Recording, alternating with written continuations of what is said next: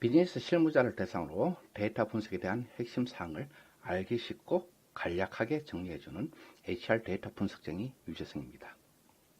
오늘 학습할 내용은 데이터 탐색 분석 어떻게 할 것인가에 대해 핵심 사항에 대해서 간략하게 소개만 해드리도록 하겠습니다.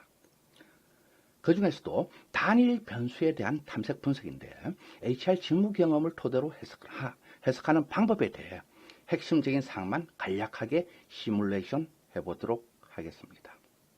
자, 이번 시간에는 탐색적 분석에서 단일 변수에 대해서는 어떻게 탐색할 것인지에 관해서 핵심적인 사항 중심으로 간략하게만 먼저 소개해 드리도록 하겠습니다. 데이터는 지난번 사용했던 하이어란 데이터를 사용하도록 하겠습니다.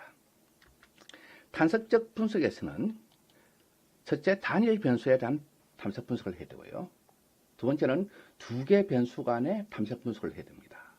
두 개의 변수에 대해서는 두 개의 변수 간의 관계를 분석해내는 작업들이에요. 그 관계 분석 내에서도 상관관계 중심으로 분석해 나가는 경우들이 많습니다.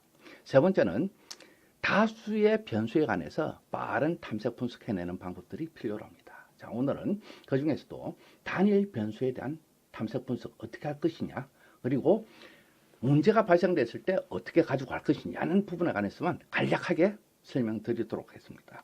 지난번 탐색 분석했던 하이어를 사용하는데 단일 변수 그래프를 그리는 플롯 함수입니다. 플롯 함수에서 지난번 사용했던 하이어 달러 소셜 어빌리티 사회성 점수에 관한 플롯을 그려보겠습니다. 플롯을 그려보면 이러한 형태로 나타나는데 이 형태 가지고서는 무엇이든지 분석은 할 수가 없습니다. 자, 그러면 이 형태에서 지난번 우리가 학습했던 소트 함수예요. 자, 소트 함수란 하나의 열, 벡터 중심으로서 하나의 열 중심으로서 차순을 정의를 하는 겁니다. 소트 하이어 달러 어떤 겁니까? 소셜 어빌리티. 소셜 어빌리티에 관해서 오름 차순을 정의하는 겁니다. 이것이 오름 차순으로 정의된 값이죠. 23부터 78까지. 자, 이것을 쉽게 생각하는 거예요. 어떻게 해요? 앞에 함수로 묶어주고요. 함수 괄호로 묶어주고 이 앞에 플롯을 입력하라는 겁니다. 플롯 그래프를 그려보겠습니다. 이러한 형태의 어떤 그래프가 나옵니다. 오름차순. 첫 번째는 23부터 맨 위에 78점까지 이러한 그래프 형태를 띄고 있습니다. 자, 여기에서 열려있는 도트 형태가, 포인트 형태가 열려있으니까 좀 보기가 조금 난감한 부분도 사실 있습니다. 그 부분을 조금 조정을 해보도록 하겠습니다. 그 포인트 형태를 갖추는 함수가 옵션이 PCH입니다. 이것을 20번을 주고 실행했을 때는 어떤 형태가 나옵니까? 이런 막힌 도트 형태가 나타나고 있습니다. 자, 여기에서 도트 크기를 조금 더 키워보도록 하겠습니다. 그 도트 크기, 포인트의 크기를 크게 하고 작게 하고 크기를 결정하는 옵션이 CX 함수입니다. CX는 1.5배로 해보도록 하겠습니다. 자, 1.5배로 하니까 포인트 형태가 약간 커졌죠. 자, 이 상태에서 그래프를 그리면서 항상 유념해야 되는 사항이 있습니다. 좌표값이 동일한 부분에서 중첩돼서 그렸을 때는 눈으로 시각적으로 확인하기가 곤란합니다. 그래서 그 부분을 이미 그려져 있는 좌표값이 있을 때는 바로 상하 좌우로 약간만 변경해서 좌표를 표기하라는 함수 명령어가 JIT 명령어입니다. 자, JIT를 하게 되면 중첩되어 있는 부분에서 이미 값이 있을 경우는 상하 좌우로 이동하면서 약간의 이동을 하면서 포인트를 그리게 됩니다. 자, 이 그래프를 그려보면 큰 차이는 사실 안 나타나고 있습니다. 많은 데이터 쪽에서는 사실 차이가 있습니다. 자, 물론 ggplot2라는 패키지를 사용했을 때는 또 다른 함수를 사용할 수가 있습니다. 알파 값을 가지고서 생농도를 조절할 수도 있고요. 마찬가지로 그쪽에서도 GOM, JIT라는 어떤 옵션을 사용해서 가능하다는 겁니다. 근데 내장된 함수 쪽에서 충분히 사용이 가능합니다. ggplot2라는 옵션 패키지보다는 어떤 면에서는 빨리 탐색을 하고 어떤 의사결정을 하기 위해서는 내장된 함수가 오히려 더 유리하게 작용을 하고 있습니다. 자, 여기에서 우리가 궁극적으로 이 그래프에서 우리가 알고자 하는 것은 어떤 겁니까? 사회성 지수에 대해서 일렬로 세워서 그래프를 찍어내는 어떤 그러한 스킬이 아니라는 것이죠. 결국 우리가 알고자 하는 것은 사회성 지수가 채용 결정에 영향을 미치느냐 안 미치느냐, 그 부분을 알고 싶다는 것이죠. 그래서 도트 형태의 어떤 도트 색깔을, 그래프 색깔을 변경시켜 보겠습니다. 그래프 색깔, 도트 또는 선분 색깔을 변경시키는 함수가 컬러입니다. 만일에 채용이 된 사람일 경우에는 빨간 점으로 표시를 하고, 그렇지 않을 경우에는 푸른색으로 표기를 하라는 함수입니다. 만약에 ifelse, 만약에 어떻게 해요? 하이어 달러 그룹에서 이꼴, 밖에서 우리가 수학식에서 등식을 나타내는 이꼴은 R에서는 이꼴 두 개로 붙입니다. R에서 이꼴 하나는 변수할당 기호와 동일한 기능을 가지고 있습니다. 자, 만일에 하이어 그룹에서 어떻게 해요? 문자열이니까 따옴표를 묶어 줘야 되겠죠? 굿이라는 단어가 들어가 있다면 어떻게 해요? 빨간색으로 표기를 하라. 그렇지 않으면 어떻게 해요? 블루로 표기를 하라. 이렇게 되는 거예요. 그래프를 그려놔야만이 우리가 해석을 하기가 상당히 용이하다는 겁니다. 자, 이러한 형태의 그래프가 나타나고 있습니다. 이러한 형태예요. 그래프예요. 자, 그러면 우리가 여기에서 첫째, 두 가지로 한번 쳐다보겠습니다. 평균선 이상, 평균, 사회성 지수의 평균점 이상 되는 사람들의 어떤 내용하고 평균점 이하의 어떤 사람들의 어떤 채용 유무를 한번 확인해 보겠습니다.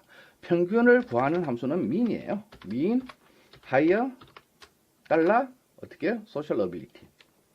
이 값이죠. 48.92857이라는 값을 42.92857이라는 값을 어떻게 라인으로, 직선으로 그려보자는 겁니다. 자, 그러면 직선으로 그리는 함수는 AB 라인입니다.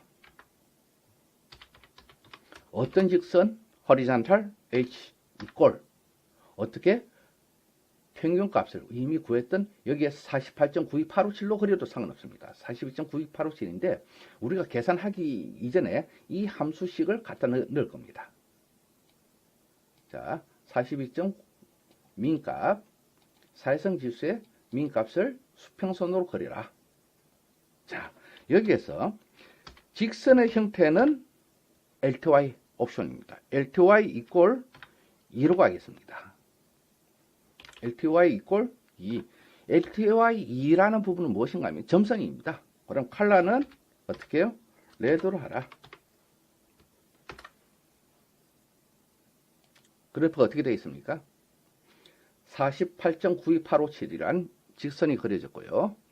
자, 평균선, 사회성 지수의 평균점 이하와 평균점 이상의 어떤 데이터 값의 분포를 찾아볼 수가 있습니다. 자, 여기에서 그래프를 얼핏 봤을 때 한 가지 의구심이 듭니다. 어떤 의구심입니까? 평균선, 사회성 지수의 평균점 이하 중에서도 빨간색이 많습니까? 파란색이 많습니까? 빨간색이 많다는 거예요. 빨간색이 많다는 것은 결국 채용 인원이 많다는 것이죠. 채용 확률이 높다는 겁니다. 그럼 평균선 이상에서는 어떤 형태가 나타납니까? 파란색이 더 많게 느껴진다는 것이죠. 결국 뭡니까?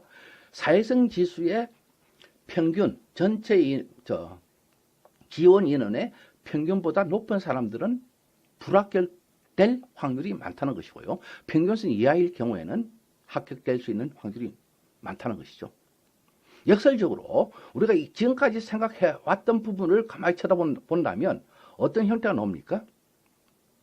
일반적인 우리가 가지고 있었던 생각, 관념하고는 정반대의 결과가 나왔다는 것이죠. 사회성 지수가 높은 사람들이 채용이 될 것이라는 가설을 세우고서 검토를 해본 결과 어떻게 나옵니까? 가설은 성립되지 않는다는 것이죠. 그러면 왜 이런 현상이 일어났느냐 부분을 우리는 한번 따져봐야 될 겁니다. 채용 결정에 대한 오류 또는 담당자의 어떤 편견 오류, 아니면 또 다른 어떤 변수 항목이 결정을 좌지우지했다는 것이죠.